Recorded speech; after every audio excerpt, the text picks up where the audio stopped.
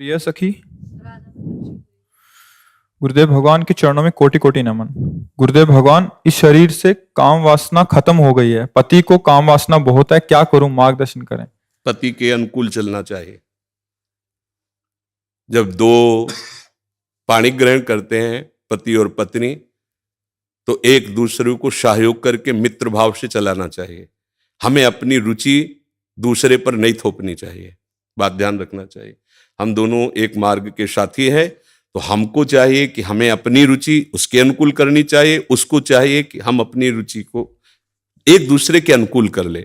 अगर आपकी रुचि नहीं है तो पति को मनाइए और अपनी रुचि में उसको अनुकूल कीजिए। अगर वो अनुकूल नहीं होता तो आप कोशिश कीजिए कि आपकी वृत्ति के कारण कहीं वो व्यभिचार में ना उतर जाए, गंदे मार्ग में न जाए। उसका साथ दो, आप उसके साथी हो।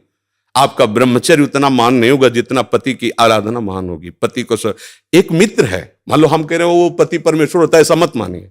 तो एक मित्र है, हम दोनों मिलकर के संसार मार्ग में चलना, तो हमारी रुचि ही पूरी थोड़ी होती है, दोनों की रुचि मिलनी चाहिए। अगर दोनों रुचि, दोनों ब्रह्मचारी रहो। अगर एक की रुचि नहीं तो दूसरे को सपोर्ट करना चाहिए कि कहीं वो लड़खड़ा के गिर न जाए, उसका मार्ग न भ्रष्ट हो जाए। हम ये देखते हैं कि 4 दिन बाद पति पत्नी ऐसे तलाक, ये क्या है क्या?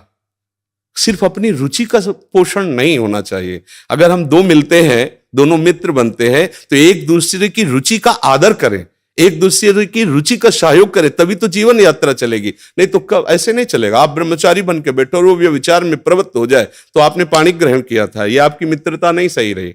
हाँ, वो बहुत ही व्यभिचारी है, अन्य तो फिर अपने को अलग कर लेना चाहिए। अगर वो एक पत्नी व्रत है तो हमें उसका सहयोग करना चाहिए। उसमें ब्रह्मचर्य की तरफ वृत्ति न रखकर अपने पति की अनुकूलता की तरफ वृत्ति रखनी चाहिए।